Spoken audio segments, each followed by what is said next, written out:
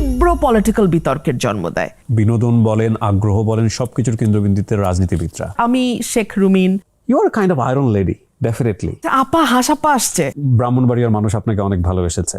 সংবিধান এক্সিস্ট করছে এখনো, তাই যদি করে তাহলে ওই সব প্রধানমন্ত্রী হিসেবে শেখ হাসিনাই থাকবেন, আছেন।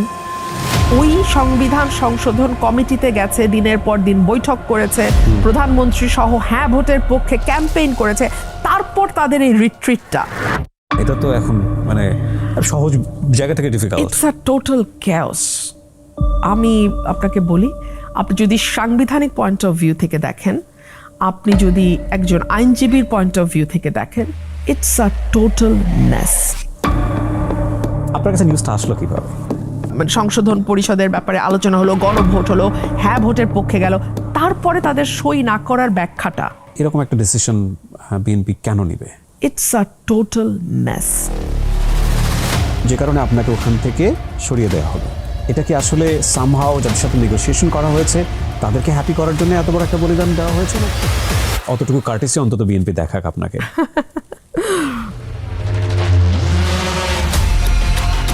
ওকে ফাইন, এই স্মাইলি অ্যান্সার। এবং আপনারা যার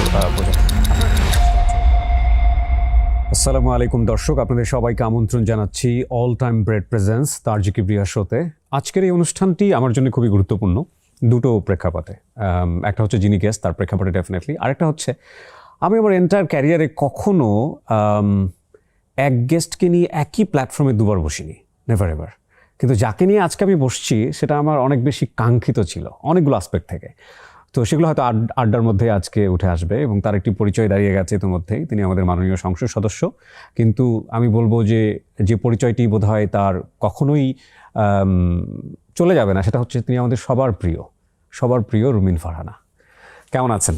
ভালো আছি আলহামদুলিল্লাহ। আপনার মা কেমন আছে? মা মোটামুটি। আমি প্রথমে দুঃখ প্রকাশ করে নিচ্ছি, আমার খুব ইচ্ছা ছিল তাকে দেখার, কিন্তু সামহাও আমি সময় ম্যানেজ করতে পারিনি। এবং আমি দীপ্তিকে বলতেছিলাম যে কোনোভাবে আমাদের অনুষ্ঠানে তাকে কানেক্ট করা যায় কিনা, কিন্তু আমি যতদূর শুনেছি যে বেশিরভাগ সময় উনি ঘুমিয়ে কাটান, যে কারণে সম্ভব হয়নি। তো you are kind of iron lady, definitely. এবং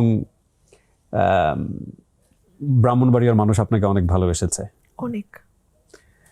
এবং আমরা এটাও দেখলাম যে 17 বছর ধরে যে বিএনপির হয়ে আপনি একেবারে বলা চলে যে একাই 100-র মতো ফাইট দিয়ে গেলেন গণমাধ্যমে, সেখানে আপনাকে বাদ দিয়ে দেওয়া হলো। এবং তারপরে বিন্দুমাত্র চিন্তা না করে নিজে আবার ঘুরে দাঁড়িয়ে নিজেকে প্রমাণ করা, মানে হোয়াট আ লাইফ। সব কিছু মিলিয়ে বলেন আমাকে, তারপর আমি ধারাবাহিকভাবে আসতে চাই। আমি আপনাকে বলি, আমার এই জয়টা আমি আল্লাহর কাছ থেকে চেয়ে নিয়ে এসেছি, এবং আমি আল্লাহকে শুধু একটা কথাই বলেছি, আল্লাহ আপনি আমাকে লজ্জিত করবেন না, আপনি আমাকে অপমানিত করবেন না, কারণ আমার নিয়ত কেউ জানে না, আপনি জানেন।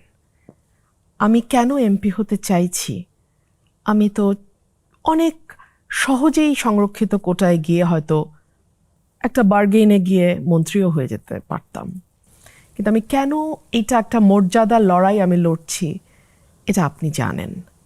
সো আপনি আমাকে লজ্জিত করবেন না।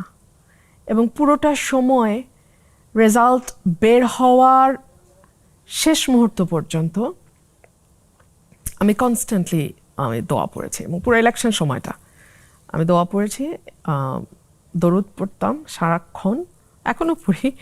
কিন্তু আমি মনে করি এটা আল্লাহর মেহেরবানি, উনি যে রহমানুর রহিম, it's a sign of that. এবং আমি বিএনপির কাছে ভীষণভাবে কৃতজ্ঞ, দলটি আমাকে মনোনয়ন দেয়নি, এবং না দেওয়ার ফলে আমি আপামর সাধারণ মানুষের দোয়ার অংশ হয়ে গিয়েছিলাম।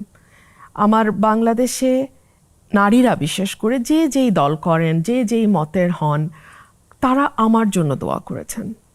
এই অপমানটা তাদের সবার মধ্যে ছড়িয়ে পড়েছিল।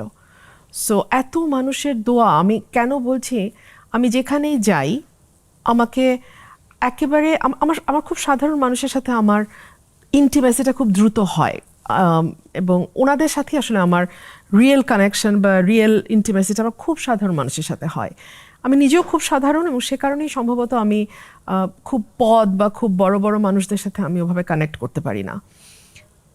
ধরুন আমি একটা শপিং মলে গেলাম, আমি হয়তো ওয়াশরুমে গেছি, যিনি ক্লিন করেন ওয়াশরুম, উনি বলছে আপা হাসাপা আসছে, আপনার জন্য যে কত দোয়া করছি আপা। আমি তো বলছিলাম, ইনফ্যাক্ট শো শুরু করার আগে বলছিলাম আমি মন থেকে দোয়া করেছি আপনার জন্য যখন শুনেছি আপনি মানে নাই। কত মানুষের দোয়া কিবরিয়া, সারা বাংলাদেশের কাছে আমি কৃতজ্ঞ।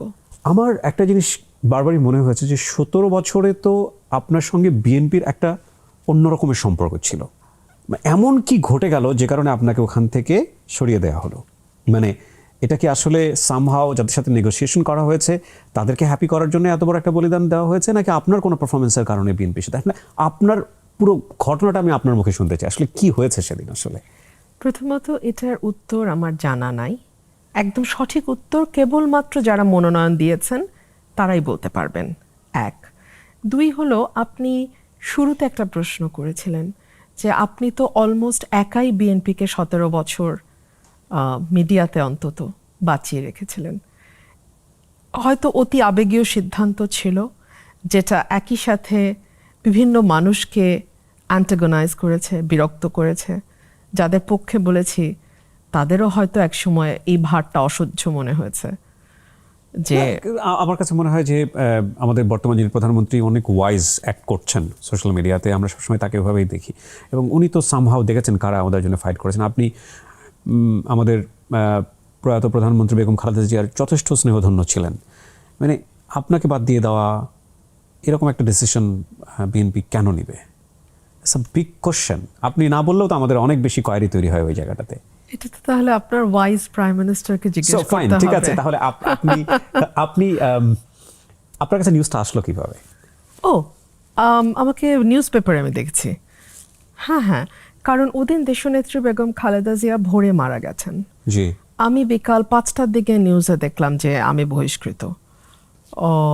তো যদিও তখন দলীয় এবং রাষ্ট্রীয় শোক চলছে, এবং সাধারণত শোক পালন যখন করা হয় পারিবারিক থেকে শুরু করে রাষ্ট্র পর্যন্ত, ওই সময় আমরা এই ধরনের সিদ্ধান্ত তো দূরেই থাক, আমরা ডে টু ডে অ্যাক্টিভিটিসও বন্ধ রাখি।